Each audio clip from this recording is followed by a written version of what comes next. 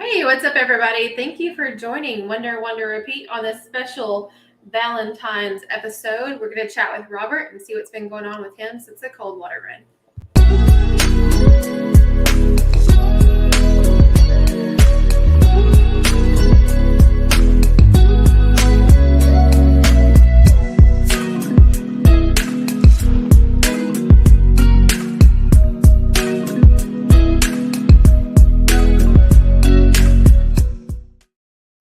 Good afternoon, good evening, guys.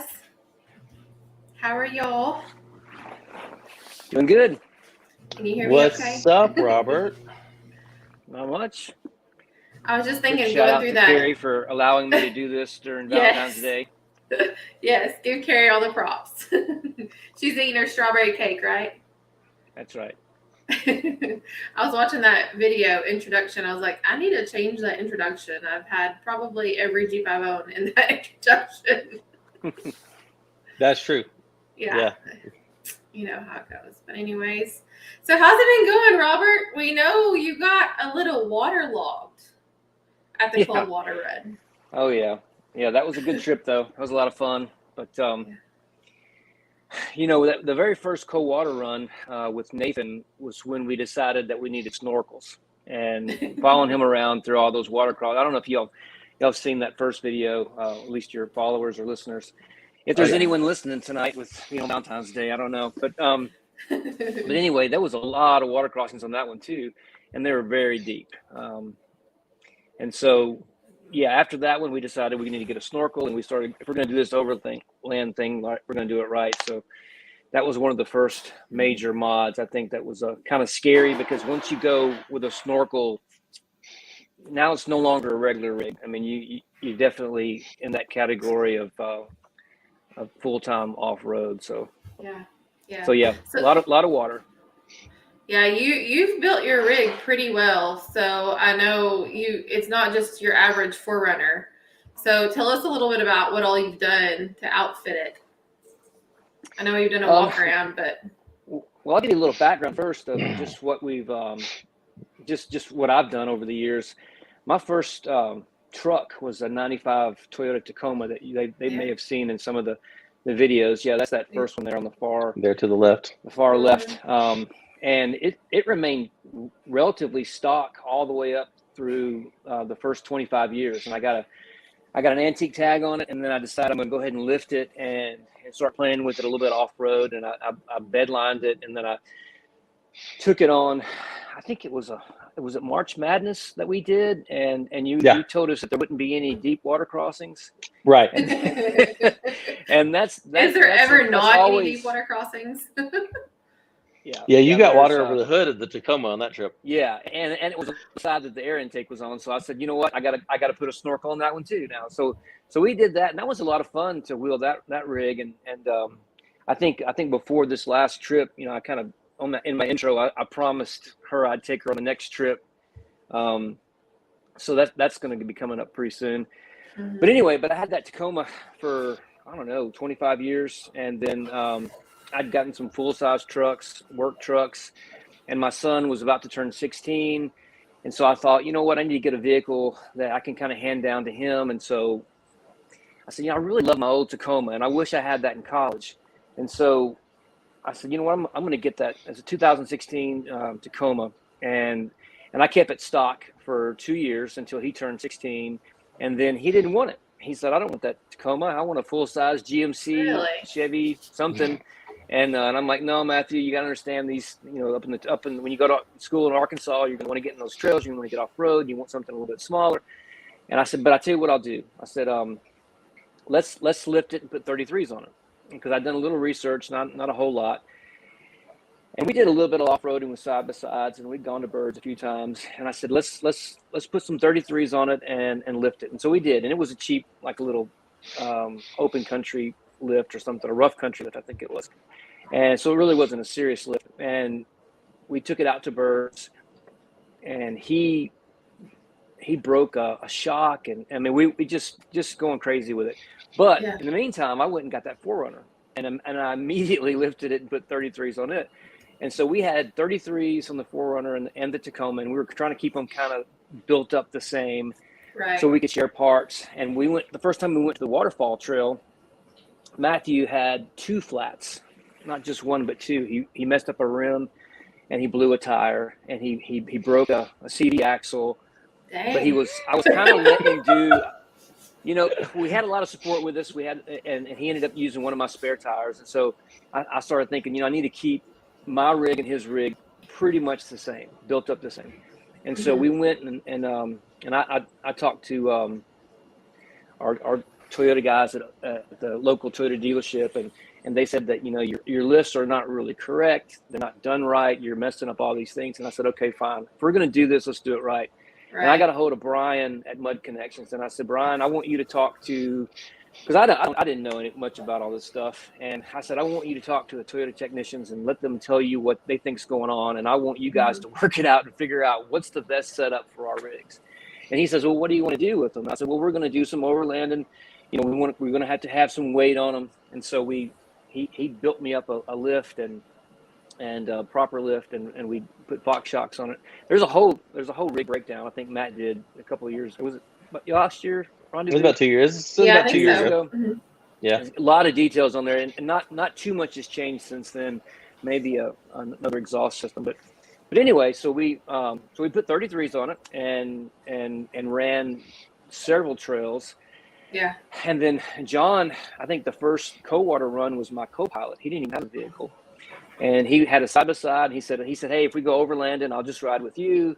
No big deal. But once you get out there and you start driving, you're like, you don't want to be a passenger. You want to be behind the seat of your own rig. And so he had an old Jeep at one point, a little old TJ, I think a 2006 or something, and it was kind of a rust bucket. It wasn't really in good shape, and so he sold that thing and got him a Rubicon, 2018 Rubicon, and it was a sweet ride. I mean, it was awesome.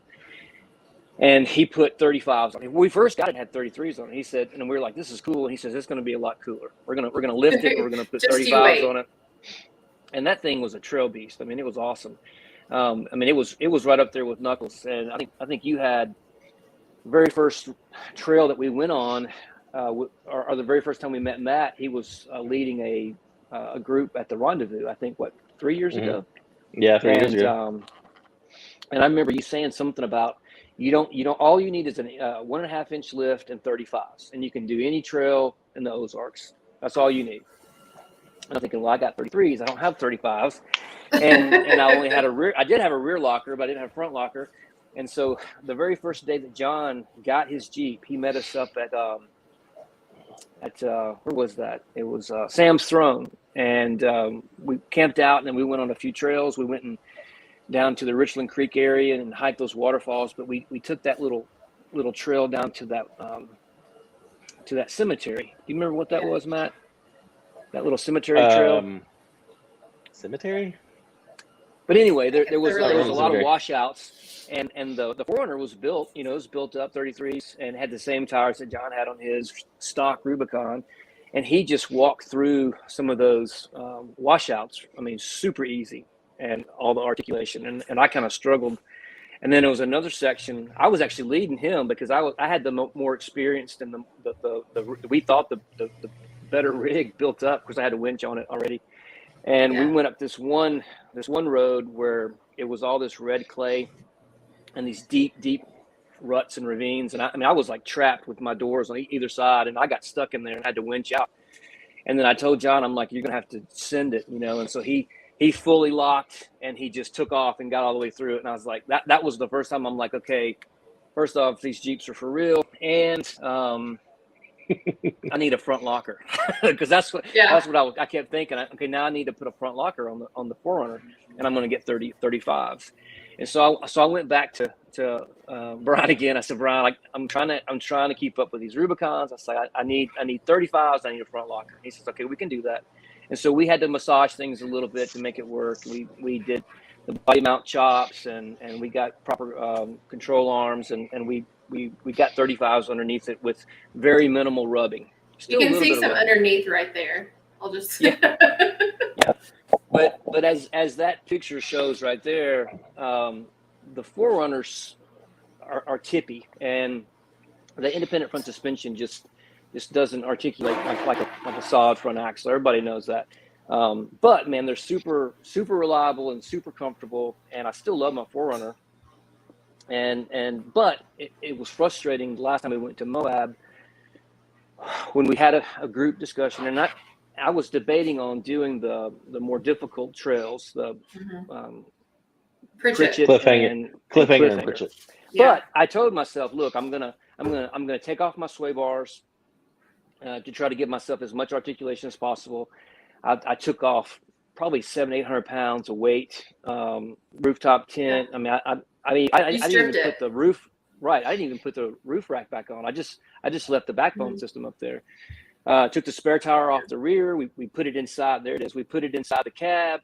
I mean, I took most of my tools out. I mean, I was as light as possible. And so I thought, okay, I got 35s. I'm light. Hell's Gate is going to be easy. And of course, I think I did take it too high of a line, but at the same time, I mean, we didn't getting on being on 3 wheels is kind of scary, but when you're on 2 wheels, that is very at one scary. point you're on 2 wheels. Yeah, we wheels. actually think that you taking off the rear sway bar hurt you there because it allowed you to pitch too much. Yeah, it's very possible. I'm still learning all this stuff. Hey, real quick, but, Robert, someone wanted to ask, have you ever had any issues with getting water in the air box with the TJM driving in rain? Just wondering if it worked for a daily rig. Oh, no, it's fine. It's kind of designed to deal with that. And the amount of water that you might get through the rain is going to evaporate pretty quickly.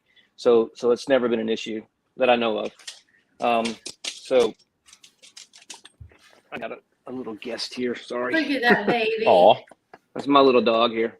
Aww. But anyway, but yeah, so at Moab, I kind of got my wheels turning. There's going to be, so when I struggled with Hell's Gate a little bit, and then Mickey's hot tub too. I got down into Mickey's hot tub. I mean, I'm not afraid to put the 4Runner in some places. That you definitely aren't. Yeah. No, you aren't.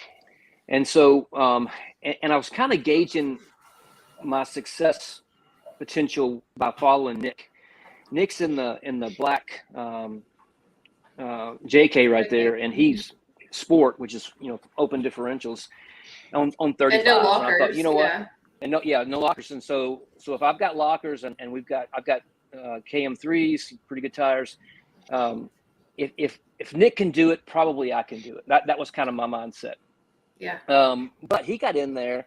Of course, Nick's not afraid to send it either, and he got in the Mickey's hot tub, and about the 4th, 5th try, got out of there. But it was kind of sketchy, but he got out of there, and then I got in, and I tried it 2 times, and I think John thought that I had broken something.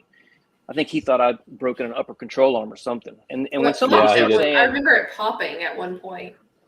Oh yeah, and when somebody says I think you just broke something, it just shifts everything in your mind. You're like, oh crap, now I can't send it. I've got to back off, and I'm gonna start getting more conservative. And I think after you looked at it and you thought, no, I don't think it's broken. I said, okay, I'm gonna give it one more try. And then you were like, okay, that's it, no more, because I was about to tip over again, and I had to winch out. And that always sucks when you have to winch and nobody else did. So hey, I'm a little Robert, real quick, disappointed what's the dog's name, and is it a Boykin Spaniel? It's a Boykin Spaniel, and her name is Lily.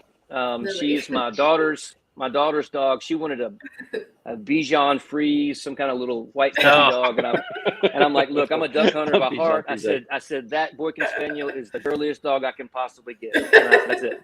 Those are great dogs. I've got a lab too right now, but she's my lap dog. She likes to get in my lap when I'm sitting in the chair. So. Someone else wants to know if you have a YouTube channel, Robert. I don't have a YouTube channel. He's really nice. He's just one of our key guests on Ozark Overland Adventures. It's so nice not having to get out and do the cameras, and and it's a lot of work doing those. People who've never been with you, Matt, they don't understand.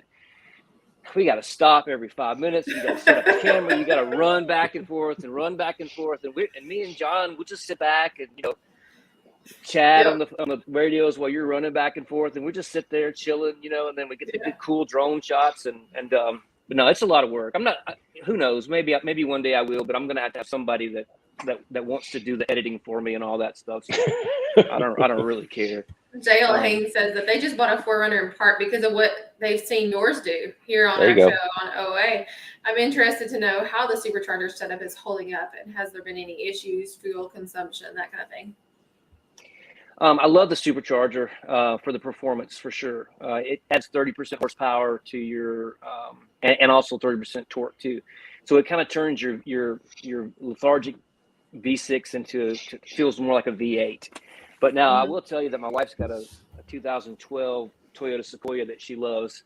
And the first day I put the Supercharger on there, I said, okay, let's go race. And then she just, she took off and left it. Yeah.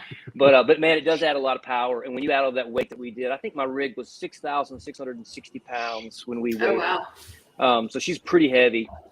But Supercharger helps out a lot. And then I re-geared too to 488s. So I put 488s on it, Supercharger, and but now the issues that we have, I broke down several times over the last 3 years, and most of them can be attributed to the Supercharger. I don't know what it is, but something about the bearings in the Supercharger does not like water. Now, but I still am not going to take the Supercharger off because I just love the power too much, and I just said, you know what, this is going to be a maintenance thing. I'm starting to get a better feel for when they're going out, but that water gets in, even these sealed bearings, something about it, they don't last. And so I just kind of. But you're not one to avoid the water either. Like you're gonna, you're not gonna let that stop you. No, once you've done that a few times and you're not afraid of it anymore, it's almost addictive. You just kind of want to see. Yeah, the water crossings are just fun. how far you can go and. Oh my word, it's awesome. I mean I don't know. We've done a lot since then too. But no, the 4Runners does great. But you've got to be aware that anytime you do this kind of stuff that we do this often, I mean, some people do maybe one trip a year. We're doing one a month, sometimes twice a month. Right. And when we go through water, we don't go through one stream. We're going through 44 water crossings. That's right. I mean, that's a lot of water. So I mean, it's just eating away all that grease, and I'm not a maintenance kind of person. I'm not. I would, so you really got to be disciplined with all that, and but I'm starting to learn a little bit more about what to listen for when the bearings will start to go out. But I think I've been towed about 4 times over the last 3 years, and most of it has to do with the Supercharger, and some bearing going out. And I think one time, we were on a recon mission for another trip, where we were exploring the White Mountain area, White Rock Mountain, and I overheated and we couldn't figure out what was going on, and we thought maybe it was so much mud caked in there, because it was caked pretty good. We cleaned out the mud and it still got hot on us. Is that what affects your axles too? Is that gonna the Supercharger? No, the axles. That's just the engine. Okay. No, but it does give you more torque and horsepower. So I guess in a way it could, because you are creating more force that can be applied to your CV axles. Yeah. So that's all something to consider. But getting back to my what I was saying before, that camp that we were staying at, we had to go through some huge mud holes to get to camp, and we went back and forth to camp like 3 or 4 times, and somewhere in there a stick got shoved up in my radiator. I mean, it was just could have happened to any kind of vehicle, but it happened to me, and so that's what it was. It was a puncture. And we didn't even think that. We just thought that the mud was caking up and taking in your air intake. Yeah, actually, Matthew was with me on that trip, and he towed me down to Ken's Towing, which they have a shop there, and the mechanics there came out there and they looked at it, and we cleaned it all off really good, and we cooled the engine down, and we thought we had it fixed, and I got about 3 minutes down the interstate and it heated up again. So I knew it was something more serious, and we were losing fluid. I mean, if you have to keep adding coolant, something's wrong. I mean, you're obviously losing it somewhere. So that was that trip. And then I've broken probably 3 CV axles, I think, over the course of time. The first one was at Hot Springs. I'd just gotten the front lockers, and we went down a trail that was pretty tight. I got too close to a tree, and I was actually trying to reverse, and I left my front locker on when I was reversing. And I put it in a bind, and it popped just like that. And that was the first time. But one good thing about a CV axle, as long as it's not messing up anything else, you can actually crawl out. And so I did. I drove it to Mud Connections again, and Brian got me back on the road. Actually, Dustin is the technician that works on my Forerunner, so he knows it pretty intimately. Yeah, Dustin's a good guy. Yeah. They're good people at Mud Connections. Everybody in Arkansas or anybody surrounding, give them a call. Well, I mean, I love Brian, and Brian is not a salesperson, and if Brian's listening to this, I love you to death, but he, sometimes he can get frustrated with situations, but I love him that he's not a salesperson because he doesn't try to talk you into something that you don't need. In fact, several times he says, Robert, he said, I played this game about trying to keep up the tire size and all this stuff. He says, there's always going to be somebody who gets a little bit bigger tire and does this. So don't fall into that trap. Your Forerunner is set up well and treat it well. But it's, but as soon as somebody goes to a bigger tire size, you're like, okay, I want that one. Yeah, they're in Little Rock. Mud they are in Little Rock. Yeah. Yeah. Real quick, Casey is sorry they're late, but thinks you need to add some color to your hair, Matt. He's not allowed. You get a little washed out, Matt. I've had that color in my hair before. He's not allowed to add this since I have the pink. Oh, and then someone else, real quick. I gotta mention this too because it's been asked several times, and I can't find it. Let's see. Oh, here we go. Wait, Matt, did you get a sleeve?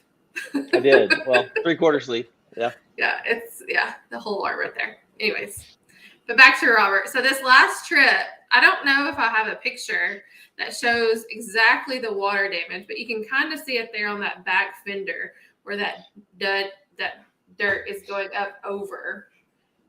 Yeah, show the picture with him hanging out the window smiling. Yeah, I don't know that I have that one in here. I sent that to you. I know. It was on the it's on the it's on the intro. Mm-hmm. Yeah, I'm sure I can find it. I'll pull it up for you real quick. But yeah, that trip, while you're looking for it, I'll just go ahead.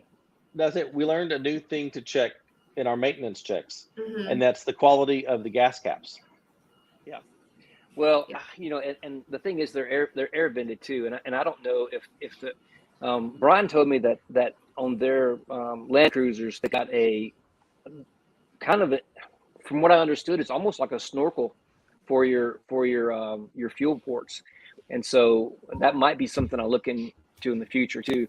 But the thing is, the only reason that happened, I mean, we just gone through the Buffalo River at 4.6 at the St. Joe gauge, 4.62 actually, and we crossed at the deeper crossing, and that was deep. Really high. I mean, that was about as deep as you possibly can cross in our rigs anyway, set up the way they were.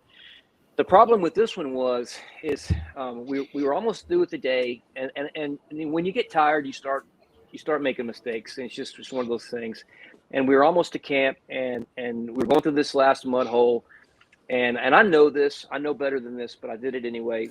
There was a limb hanging down in the middle of the trail that James had just gone through, and it kind of scraped his top. Well, I've got those two crossbars on top of my rooftop tent, and John had just told me that I had one hung up in there, and so I was like, I'm going to avoid that so it doesn't kind of catch in my rooftop tent and break the cross rails. And so I just kind of went around it onto the side of the mud hole, and I guess my driver's side tires were actually straddling in between the two major ruts on that hole, and then all of a sudden I just slipped in.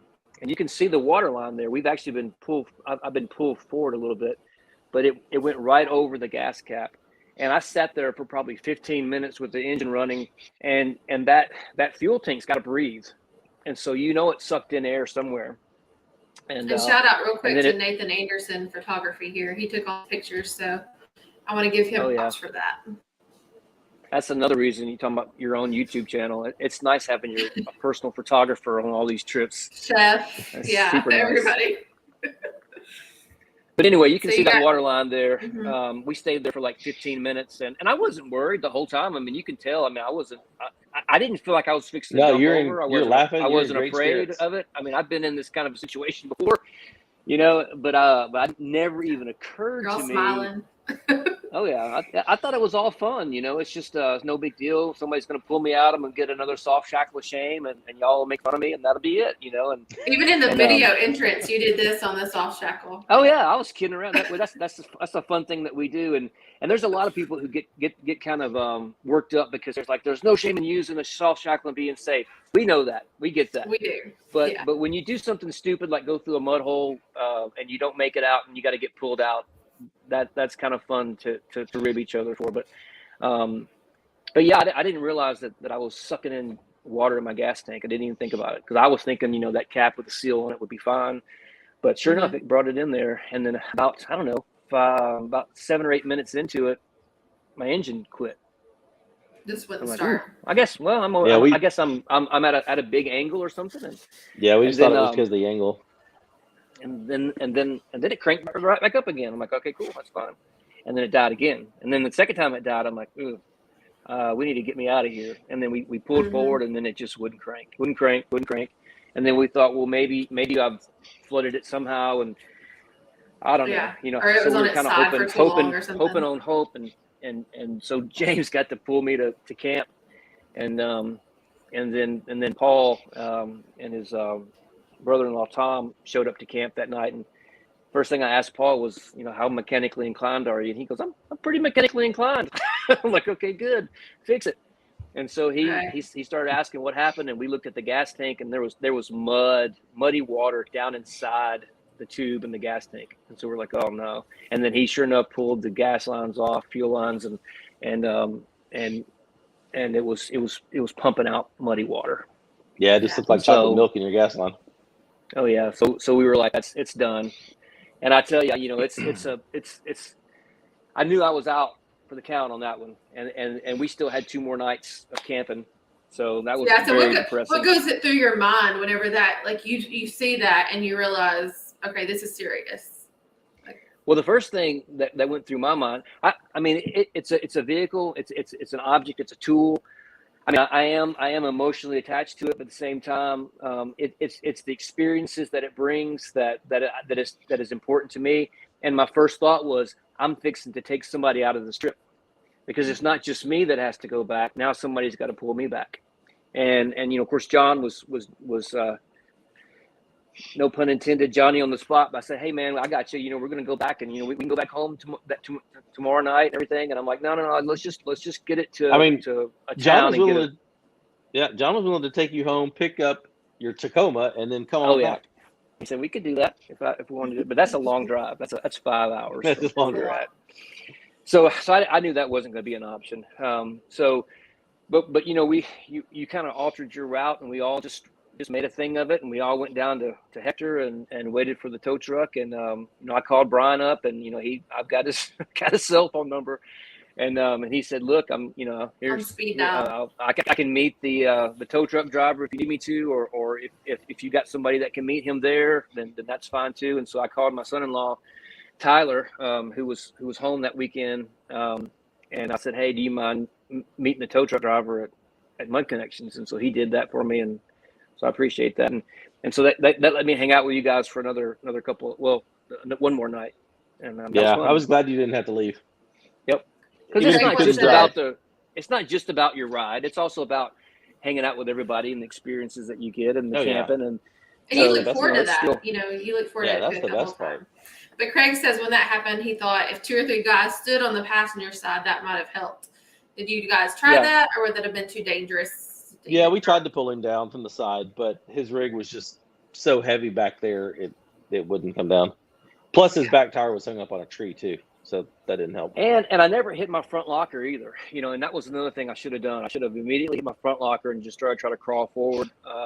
But I had just broken a CV axle 2 weekends ago, and I had it in my mind. I didn't want to, and I thought I might be in a bind. And, I should have done that. There's a lot of things I should have done. Hindsight's 2020. And I definitely would not have been so casual about the rescue effort too if I had realized that I was sucking in muddy water in my gas tank. I would have been like, James, hook up now. Let's go. Yeah, I don't think any of us ever thought that. No, we didn't think. I mean, it's just that's part of learning, and But we'll fortunately, look next time. You what? We'll look next time. Yeah, and it's still a little musty in there. It's And so in the meantime, so this is what's going through my brain. When I buy a vehicle, it's usually with the mindset of what am I going to be doing with it in 2 years, not necessarily right now. Right. And so, like I told you before, I bought the 2016 Tacoma with the mindset that I'm going to give it to my son in a couple of years. And then I got the 4Runner and used it as my daily driver and my work vehicle, really going to see customers and all. And I said, but I'm going to build it up to be an overlander. And slowly but surely, I built it up to where it's really should be a dedicated overlander. I mean, it's really not practical for, I get like 9 to 10 miles per gallon. And to answer the question earlier about the Supercharger, it did help with gas mileage, but as much as weight as I have on it and those 35-inch tires, I'm getting about 10 miles per gallon. And so that's about not like good. Matt when he's pulling the tank. Yeah. And so I'm like, you know what? My 4Runner was at Mud Connections. It was still undiagnosed. Like we didn't know what the final thought was. And so I started thinking, what do I want next? What kind of vehicle do I want 2 years from now? And, I was about to say, I just posted, a graphic on Instagram, and 257 people have voted on this. Whether or not, the 4Runner was still in the ring, or if you decided to change that up and trade. And 39% people said that you traded, and then 61% people said never. You would never trade the 4Runner. Well, I understand 60. There was a lot of discussions around the campfire the next night, and picking on you. Get a Jeep? No, don't get it. Keep the 4Runner. I told you that don't get a Jeep because you're going to turn Ozark Overland Adventures into a Jeep channel, and I didn't want that because the fact that we have the 4Runners and we had the Colorado it's a little diversity. Ironically, even though awesome. Knuckles was an awesome Jeep, but you even said so that you didn't really do a walk around at first because everybody's got a Jeep like that. I mean, it's not anything that was crazy unique. And one of the things about the 4Runner is that it is unique. Not everybody's going to put that much effort and time into a 4Runner. And very few people wheel a 4Runner like that. No, they don't. They don't. And James is asking if you removed the back seat. Did you remove the back seat out of that 4Runner? I haven't. But I might. I've got some ideas for the 4Runner. I've often told I told my wife that I was going to bedline the whole thing like the Tacoma, and I wanted to do that. And I'm thinking that I might rip out every stitch of carpet in that thing and bedline the whole interior, exterior, make it a shell, and turn that thing into just a mud machine. I don't know. We'll see what happens with it. But you started thinking around camp. Well, it's no longer my daily driver now. Yeah. For the record, the 4Runner lives. Yeah. It does live. And it's better. It's better than ever. And it is better than ever. You still have it. You did not trade it in. But it's also not the only vehicle in your driveway now. Well, no, actually, I've got several vehicles. So you've got it's not your own. Well, besides the Tacoma, this is actually Carrie's. Well, we now have three trail capable vehicles in the driveway. We still have my Tacoma, my '95 Tacoma. We've got the 4Runner, and now we've got a Jeep. And the 4Runner owner bought a Wrangler. Yeah, I'm still a diehard Toyota loyalist, but here's the thing. I'm just telling you, my views just plummeted. No, I'm just kidding. I have often said that the Toyotas were it's the 2 R's, reliability and resale. That they're super good for that. Yeah. Yes, I have a Jeep, Nathan. And so does Nathan. And so Nathan got a Rubicon, and I got to thinking, you know what? It does seem like the group is moving more towards everybody in the group after Bonfire Run that had a Jeep went to 37s. I mean, everybody did. And if you go back and watch that Bonfire Run, the 4Runner did great. I mean, it handled the mud well. I mean, the independent front suspension, it kind of slid over some of those rut. I mean, it did really well. And then all of a sudden everybody goes against 37s, and I'm like, that's fine. I got no problem with that. I'm satisfied. I mean, Matt says that all you need is 35s to run any trail out there. And then they said, oh, but by the way, since Matt's got a Gladiator, and also Matt said he would never ever get rid of Knuckles, which is the center point of that. I don't know if you can see that, our back. Yeah, that's our poster right there. Yeah. Well, that center.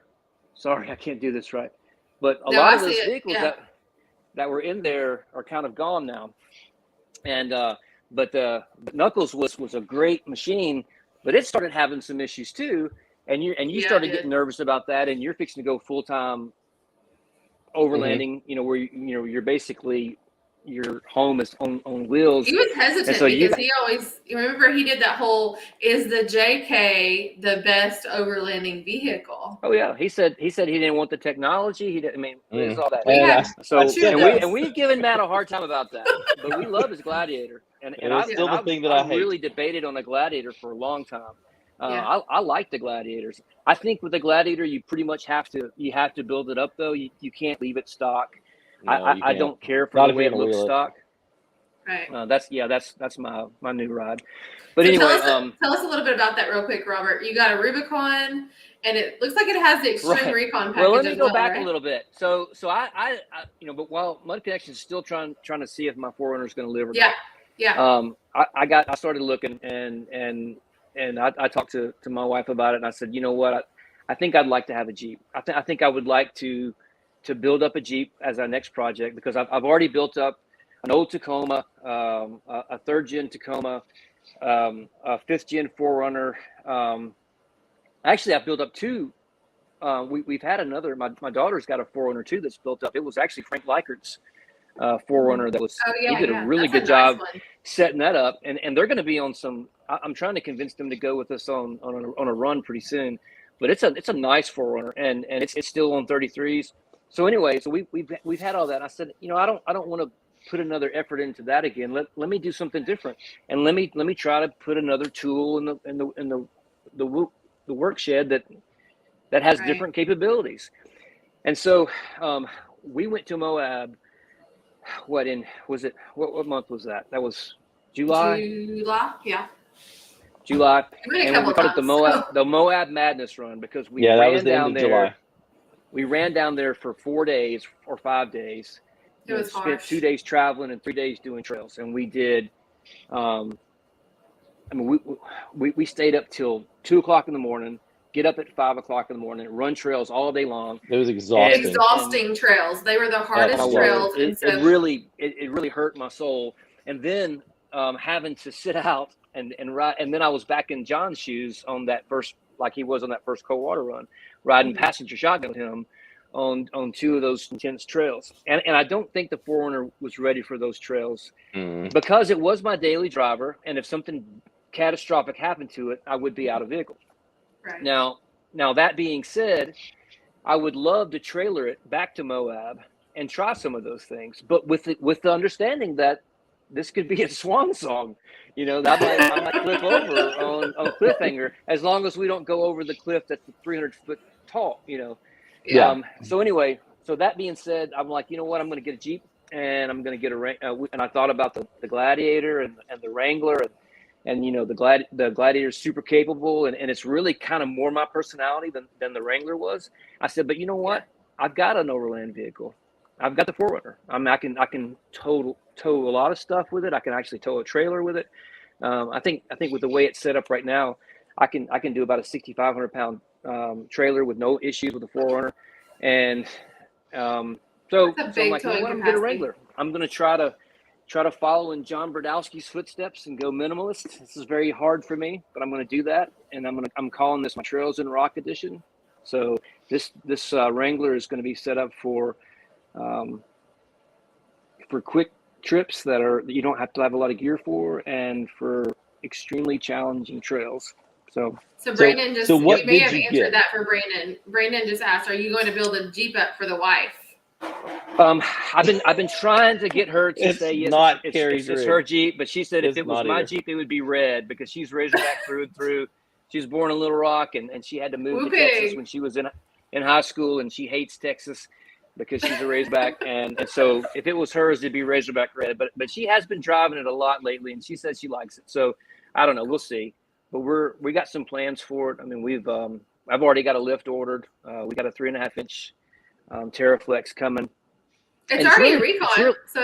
Yeah, it's already a trail Recon, and I was going to get just a regular Rubicon. I was trying to find a used one, and I couldn't. But I wanted the metallic gray, the Granite Crystal metallic gray, I think it is called, or what is it, Matt? The Crystal I think Granite. That's right. Is it the Granite? Yeah, it's the Granite metallic crystal or something. Yeah. Because I really love John's color, the Stingray gray. That's a beautiful Jeep in my opinion. I love that one. And then of course Matt's got the blue, and I'm more of a gray black type person. And then it matches your 4Runner. So I mean more it's basically the same color as the 4Runner. And then Nathan got the black Jeep. So I'm like, you know what? That's about the only color left. And I noticed how you posted the picture where you're posing in front of me, so your tires look bigger than mine. But those two Jeeps are exactly the same. That's your pick. That's the picture you took, though. I took two, though. I sent two. I sent one with me in front and one and you in front. So no, but getting back to that though. So I'm sitting here. So I've actually found that the Granite Crystal. It's actually a new vehicle, which is kind of against my principles. But I literally could not find a used one for less money than I could get a brand new one. It's crazy right now.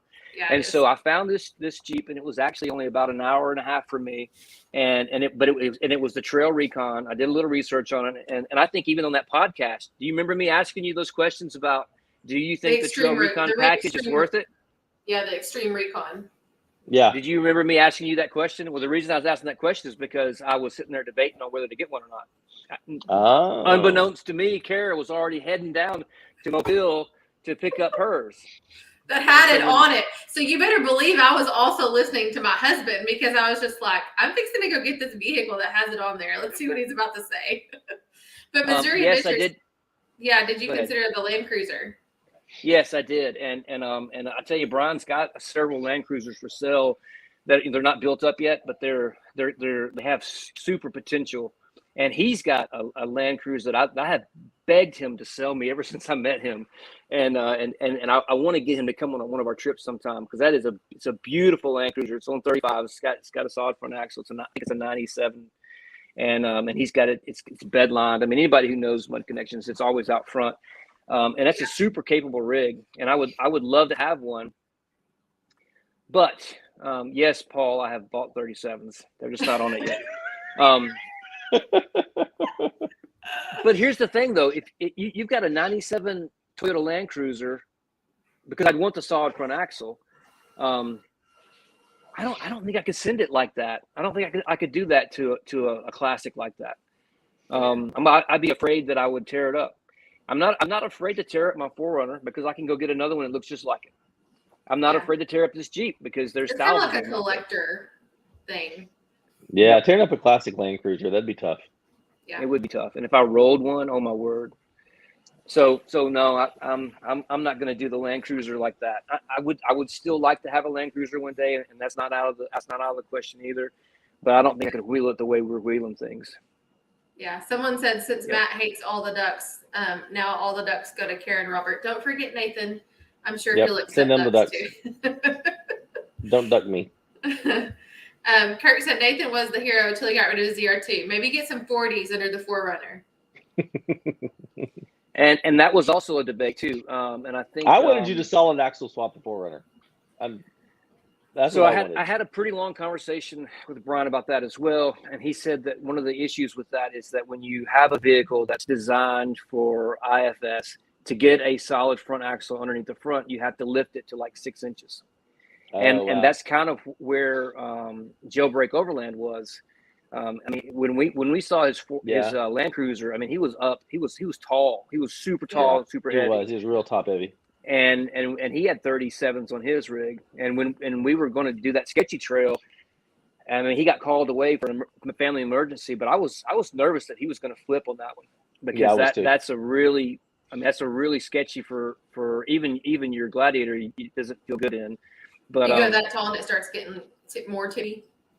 Yep. And so if I had to raise the 4Runner another 3 inches and then put 37s or 38s on or something like that, or 40s, Right. You know, it's, to me, I would have to go super wide, and now you lose the nimbleness of the Forerunner. So yeah, if you did that, then you're really taking the Forerunner to where it's not meant to be. It would be fun to do, and if you had unlimited resources and time, yeah, I think that'd be awesome. And I'm looking forward to seeing the Yoda runner in person. I think Aaron has lifted his Forerunner and put 37s on it and 38s, and I'm curious to see how it does on the trail. And I kind of did a lot of my Forerunner stuff based on what he did with his before. So, but no, I think I have decided to keep the Forerunner like it is with 35s because it's super capable.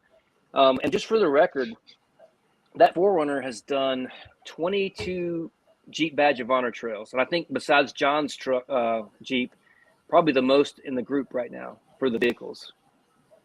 I don't think any other vehicle has done that many. How many has he done? Yeah, John's done 24. I've done 22. How many and of course, we've done some several more times. I don't know how many you did in Knuckles, but total I've done 21. Yeah, so I mean, we haven't been out to like Stony Lonesome and stuff. Y'all made some trips there that we haven't. Yeah, and here's another thing too. Like every time I come back from a trip, I go to work and I work with my brother, and he just does a walk around of my vehicle and just looks for new damages. You know, and he can't pick them out anymore because there's so many on my Forerunner. And then you look at John's Jeep, and all the damage that's happened to my Forerunner, I've been following John, and he doesn't have those damage on his Jeep because the Jeep is just designed to keep the body of the Jeep is narrower and your wheelbase is wider. And so I get a lot of body damage on trees and ravines and rock faces that the Jeep didn't get because of just the way it's structured. Romel Torres asked if we were taking both Jeeps to Hot Springs. We actually did that this past weekend, and Robert did not hesitate to break in this Jeep. Nope. No. It's video coming Friday. Yep. Video coming Friday. Friday? What about tomorrow? Yeah, there's Robert. I think that's where you actually landed on your back bumper. Yeah, I crunched my back bumper, and but really, I tell you, it popped right back in. You would never know I hit anything with it. Now, I did scratch up the rims, and I also hit the rock slider pretty hard and cracked the rock slider to where I think Matt tried to wipe some mud off and ended up slicing his finger on it. So. Yeah, for real. He did. So what do you plan on doing to this Jeep? It's a Rubicon. It's obviously very capable, and it's got the Extreme Recon package, so that gives it a 1.5-inch lift, and it's on 35s. It's on 35s, KO2s, and it also has the 4.56 gear. Mm-hmm. So as opposed to a 410. And that was appealing to me too, not to have to break into the gears right away. Right. I can put 37s on that and run that. And if I end up getting heavier with it and more weight and pulling trailers, I might have to re-gear. But I'm going to try to run the 456 for a little while. And but anyway, yes, the driver. It is the driver, and I. Everything that's happened to that Forerunner, it's been my fault. It's not been her fault. Person. She has done her job. Says the person whose Jeep is currently at Mud Connections. Well, that's going to be a reveal in the next video. But sure enough, John luckily has dodged a bullet of any major trail damage. I think we had to change a tire one time, and he actually did break a U joint on Poughkeepsie wall, I think. Don't give anything away for Friday's video. But anyway, I think she just did. Cara just did. I just mentioned it was at Med Connections. That's true. It is. That's a teaser. Yeah, let's just say that it can happen to anybody at any time. Having some damage. So it's just part of it. And when you do it like we do it, you just know that's going to be part of it. And there's a lot of people who think that we're absolutely crazy for taking, a late model rig out there and doing this, but that's what we want to do. We look at our vehicles like now. She still wants to keep hers pretty because that's a beautiful Jeep, but yet she still wheeled it, and she might have scuffed up a little bit of stuff, but I think she got out of the Hot Springs pretty much unscathed. I think. Yeah, And I just have a couple little nicks, but not really anything. Yeah, but, you know, but you know, when she took her Trailhawk out there, I mean, she got a dent, you know, and she kept the dent for a long time. And honestly, that dent wasn't even like it was something to go around a bypass. Like it's just a little quick, like you said earlier. You get tired and you just lose a little bit of that. The thinking. I blame Matt. I think Matt gave you a bad spot. That's what it was. He did. He wasn't spotting me at all on the bypass. See, it was his fault. He wasn't even there to help you. He just left you and started videoing. But I tell you, you got to be careful with Matt. You got to be careful with Matt on the spotting bypass. you and videoing at the same time. I know. Because I think there's also a part in Matt's brain who goes, you know what? I could tell him to turn a little bit driver, but man, that'd make a really cool video shot too for the channel. It's better content if we have problems. That's exactly right. Now I will say I plan to keep my Jeep the pretty pink bougie boo, but I'm gonna wheel the crap out of her. I think we're gonna go to Pritchett, aren't we, Robert? Yes, we are. We are gonna go to Pritchett. Too soon. I'm gonna go to Pritchett with this Jeep because I've got I want to do it. I do too. But I want to do it when it's cooler weather. Plan. We're gonna start really early. 110 degrees out there. 2023 in May, I think it'd be perfect. Hey, real quick, Brian wants to know: do they make a water filter add-on for a Jeep fuel cap? I don't know. What does that even mean? Like to filter out the water if it comes in the water? Well, cap? Like to prevent what happened to Robert. If I was in a Jeep, that same scenario could have happened to me in a Jeep as well. I mean, if you're just it had nothing to do with the 4Runner. It was just the fact that I was turned over sideways in a mud hole. Yeah. I mean, and you can do that in a Jeep too. But yeah, I mean, there's been a lot of Jeeps have rolled over, and I have to keep that in mind. But I tell you, going out to Hot Springs, and Matt was asking me several times, you know, how does it feel different from the 4Runner? I was never nervous in the Jeep of turning over, and I was even asking y'all on the radio. I'm like, okay, now that I've got this pitch and roll right in front of my face, what degree can I get to without being nervous? And John's like, well, you know, 25 degrees feels pretty sketchy. And I'm like, I'm at 25 degrees right now. Yeah. I don't feel nervous, you know, and so that was nice feeling. And that one fun run curve that's really steep.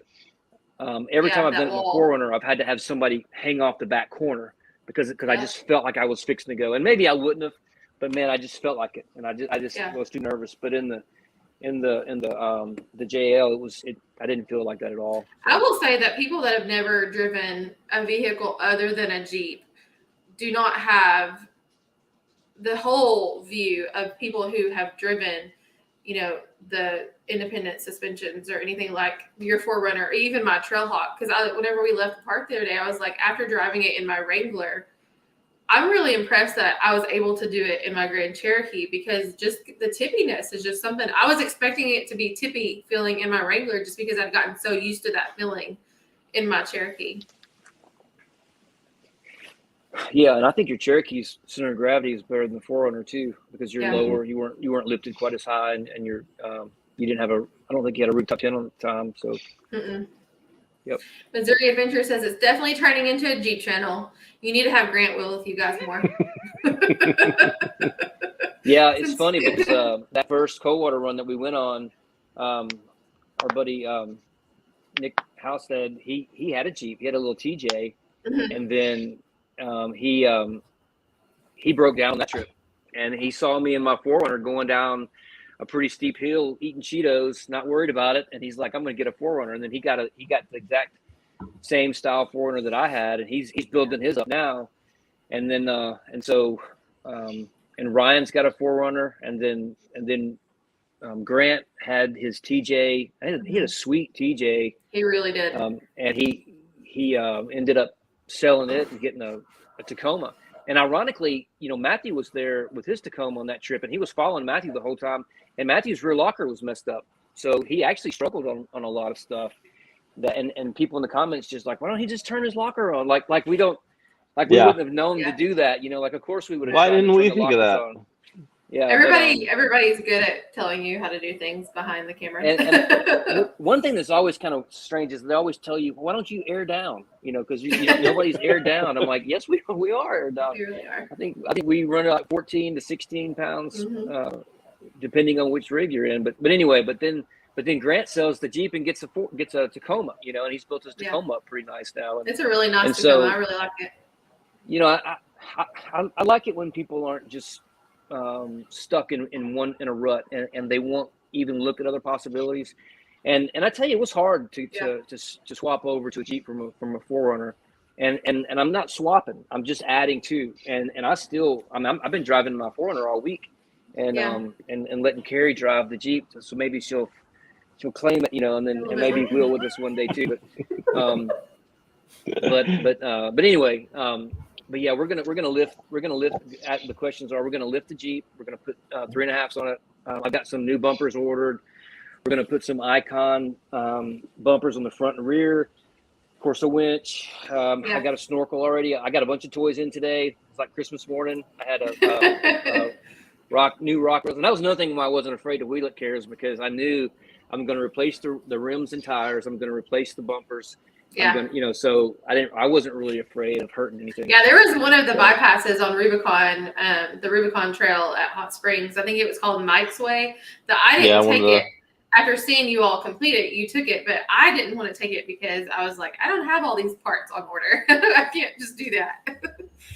Yeah, and that's where I got the ding on the rock slider too. Yeah. So you made a good choice, and you could have done it. I mean, your rig is literally the same rig as mine. Right. So it's just a different color. Yeah. So what was your thoughts of the Jeep and its capability after taking it to Hot Springs?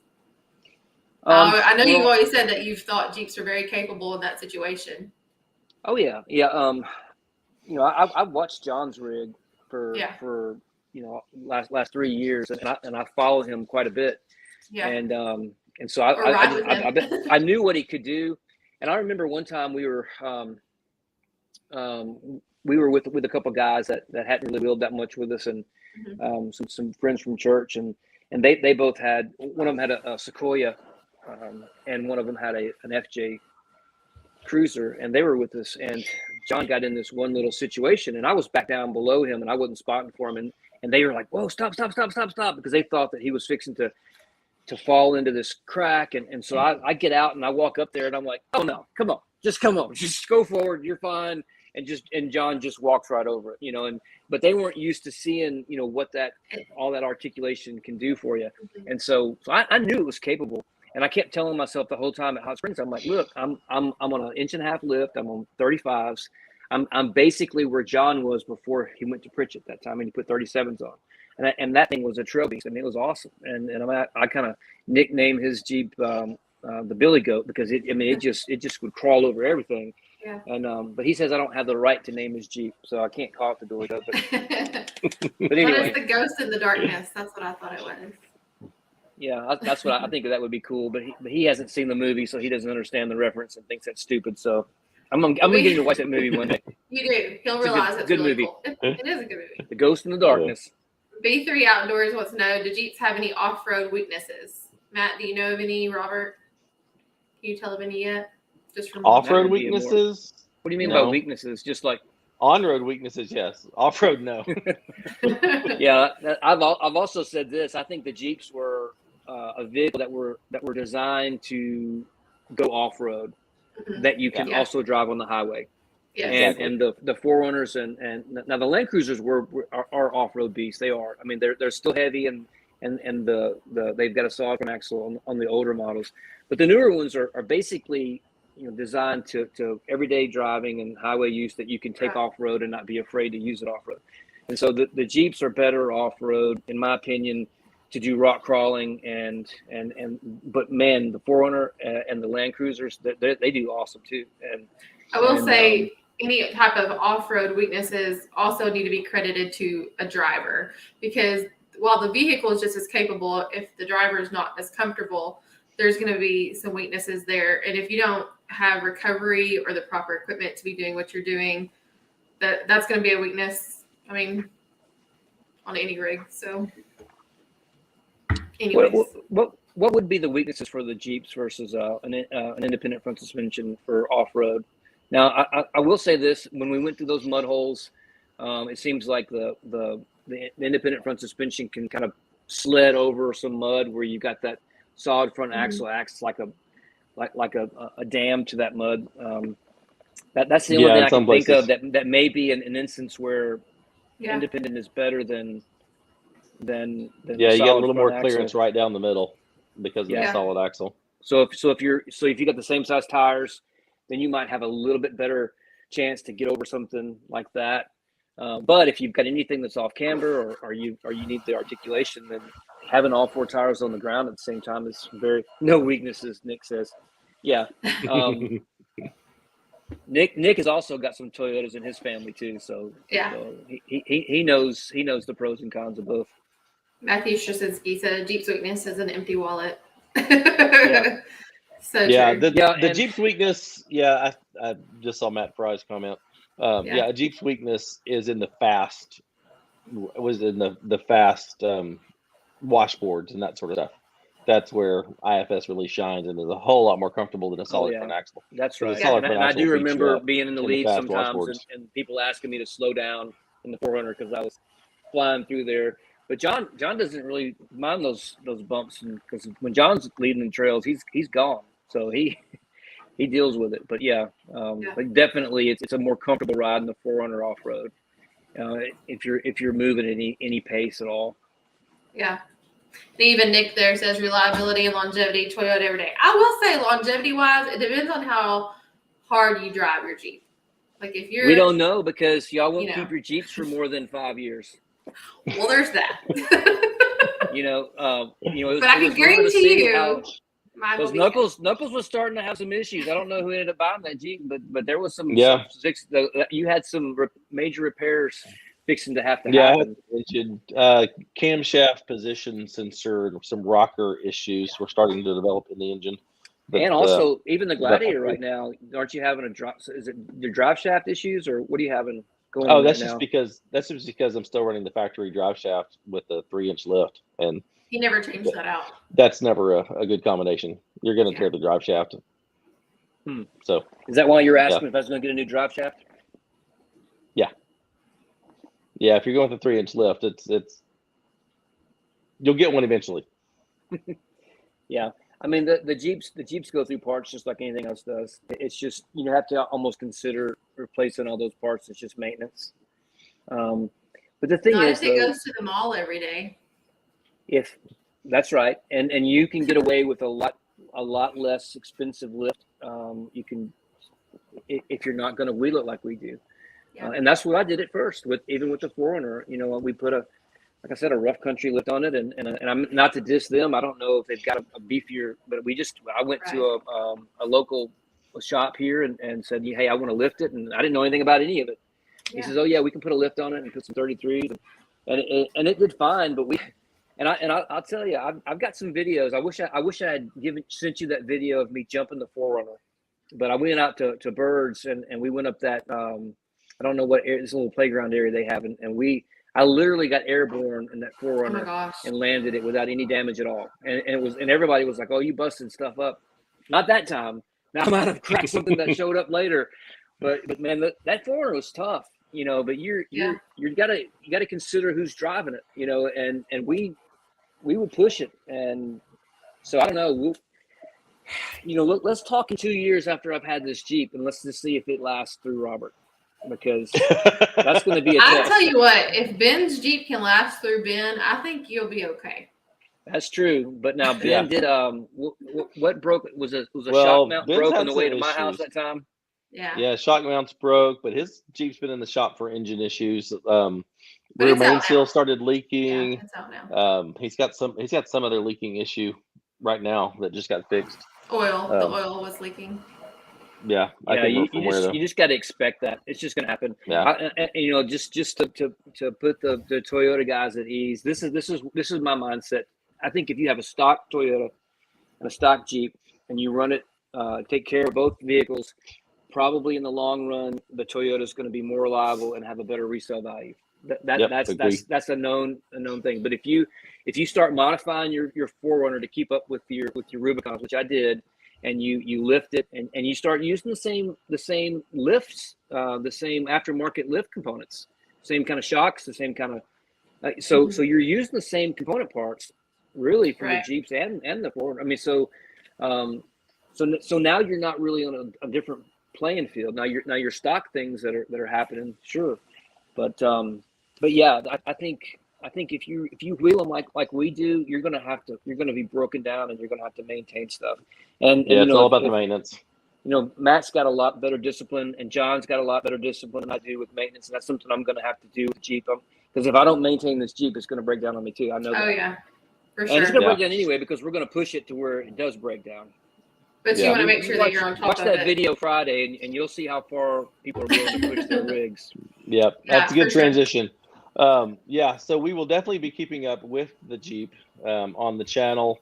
It'll depend on what the trip is, if the 4Runner will be there, or the regular Rubicon will be there, and it'll be fun to see which one you choose for which trip and how that goes. So I'm looking don't forget forward about the taco. to seeing it. Oh yeah, and the taco. So. Yeah, I love the taco. The taco is probably my favorite of the three. It. You know, I probably won't go on a long trip with her because you know, that'd be a rough trip. Everything is 25 years old in that truck. You know, so I don't know. It's just tough to. Yeah. Well, so video comes out Friday at 5 p.m. featuring Robert's new Jeep at the off-road park, Cara's new Jeep at the off-road park. Nathan couldn't make it, so Nathan's new Jeep is not in there. But it was an all Jeep episode for Ozark Overland Adventure. But yeah, that comes out Friday, and can't wait for all the other adventures to come. That's gonna be a lot of fun. Thank you so much for joining us, Robert. We look forward to seeing any rig that you bring, because it's just always a blast. We love your company just as much as you love coming out there with us. We have some good times, that's for sure. We do. Right. We got lots more to come. All right. Thanks for coming on, guys. All right, bye, guys. All right. Bye.